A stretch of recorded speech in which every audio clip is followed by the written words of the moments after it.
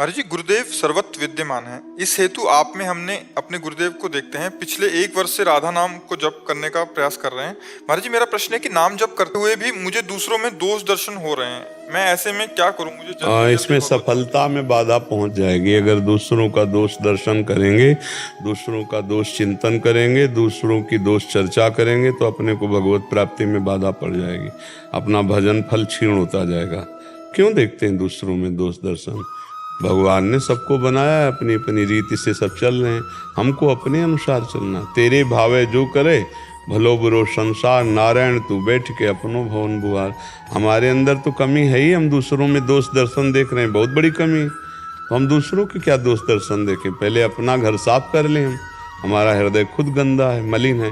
सब में भगवान देखना चाहिए तो देख नहीं पा रहा है, देख रहा है दोष दर्शन। तो हमें अपने को धिक्कारना चाहिए, अपने को सुधारना चाहिए।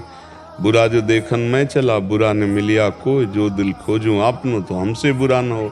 जब हृदय आपका निर्मल हो जाएगा तो सब में प्रभु दिखाई देने लगेंगे। चिद चिद लक्षणम सर्वम राधा कृष्णमयम जगत। जैसे हर मंदिर में भगवान विराजमान है, ऐसे सबके हृदय मंदिर में भगवान विराजमान है। हमें क्रियाएं नहीं देखनी, हमें कारण तत्व देखना है। सबका कारण तत्व श्री भगवान है।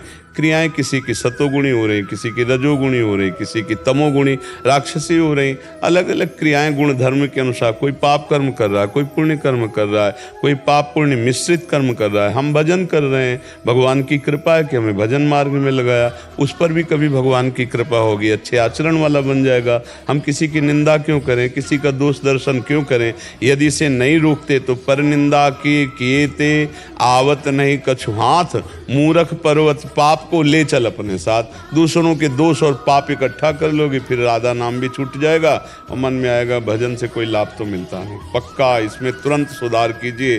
दूसरे को देखते ही नमन कीजिए कि प्रभु इसमें विराजमान है।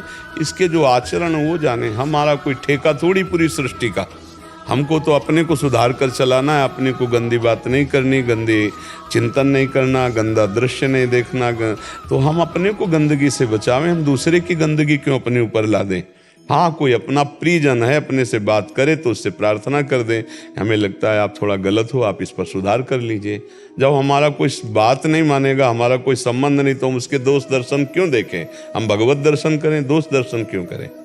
जी। प्रदीप पालीवाल जी, राधे राधे। महाराज जी, मेरा प्रश्न है कि मानव अपने पूरे जीवन पाप कर्म करता है। जब उसकी मृत्यु होती है, उसको नरक की कठोर यातनाएं भोगनी पड़ती है। उसके बाद 84 लाख योनियों में जन्म लेकर हर एक योनि में अब अनेक यातनाएं मिलती हैं। फिर भगवान कृपा करके मानव योनि देती है। महाराज जी, मेरा सवाल है कि मानव अपने कर्मों का हिसाब सभी योनियों में भुगत चुका है, तो फिर कभी आप न्यायालय विभाग में अगर देखा हो कि 20 साल की सजा और 50,000 का जुर्माना, सुना है कि नहीं सुना? जो 20 साल कैद में रहेगा तो 50,000 का जुर्माना क्यों दिया जा रहा है? लेकिन दिया जाता है नहीं। तो हाँ, नरक भोग दंड, इसके बाद अन्य योनियों में थोड़ा थोड़ा उसका जो बचा हुआ पाप कर्म उसको भी भोगना पड़ता है। 10 मिनट में विचार करता है, आजीवन जेल भोगता है, नहीं भोगता। 5 मिनट में कत्ल करता है, फांसी पे चढ़ता है, नहीं चलता है। तो आप समझो, एक क्रिया का फल ये अपनी हजारों ऐसी क्रियाएं जिनको कोई नहीं जानता, और उनका दंड बड़ा भयंकर हो जाए अगर हम यही कानून जान जाए तो। फिर भगवान दंड देते हैं तो नर्क का भोग मिलता है, और जो जुर्माना होता है वो मनुष्य शरीर में आकर भोगना पड़ता है, या पशु पक्षी योनि में जाके भोगना पड़ता है। बचा हुआ जुर्माना, दंड तो पूरा वहाँ बोले 20 साल की कैद, 3 लाख रुपया जुर्माना, ऐसे नहीं रखा जाता। 50,000 जुर्माना तो उस भागवतिक कानून है। नरक दंड भोग, और इसके बाद अन्य योनियों में उनका कुछ भोग भोगना पड़ेगा। उसमें सुख भी मिलेगा, दुख भी मिलेगा।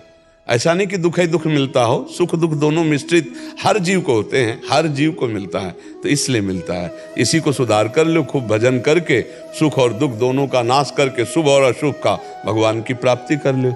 नहीं तो आप देखो, चोरी की पुलिस आई, डंडा मार मार करके पहले थाने ले जाती है, 10-5 थप्पड़ मारो थाने, और थाने में डट के धुलाई होती है। फिर वहाँ से उसको फिट करके फिर वहाँ ले जाया जाता। अभी कोई न्याय नहीं हुआ, अभी कोई दंड नहीं मिला, फिर ले जाया जाता है उसको जज के सामने।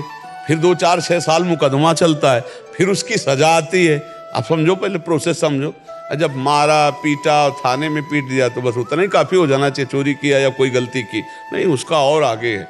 2-4 साल तो लगते हैं मुकदमा लड़ने में, फिर इसके बाद उसको सजा होती है, पूरा जीवन बर्बाद हो जाता है।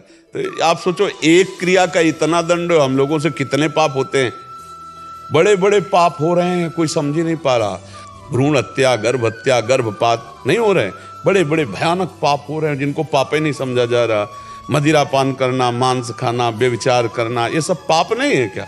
तो फिर अब ये सब जब इकट्ठा होगा तो फिर इसका कुछ भोग होगा, कुछ जुर्माना होगा। तो ये जो अन्य योनियों में भटकना होता है, जुर्माना भोग तो नरक में मिलेगा पक्का। अब जैसे कहते कहाँ जेल है, कहाँ नरक है, तो जब अपराध करोगे, पकड़े जाओगे, तब पता चलेगा। वो एक आए थे जेलर साहब, जहाँ तुम बैठे हो, यहीं बैठे थे, वो कह रहे थे ऐसे कैदी हैं कि चिल्ला चिल्ला के रो के कहते हैं कि बस एक बार गलती हो गई, अब किसी तरह बच जाऊं तो दोबारा जिंदगी में नहीं करूंगा, पर महाराज ना मैं बचा सकता हूं उनको, ना वो बच सकते हैं, अब आजीवन कारावास। अब वो चिल्ला चिल्ला के रोते हैं, क्योंकि ना परिवार से मिलना, ना दोस्त से मिलना, ना मनमानी कुछ कर सकते हो। कितना कष्टमय जीवन है। अब पूरा जिंदगी नरक की व्यतीत करो दीवाल के अंदर। तो भैया इसीलिए पाप कर्म से डरना चाहिए, भगवान का भजन करके, बुद्धि शुद्ध करके यहाँ बड़ी सफाई से निकल जाओ मनुष्य शरीर में, तो बढ़िया मंगल हो जाएगा।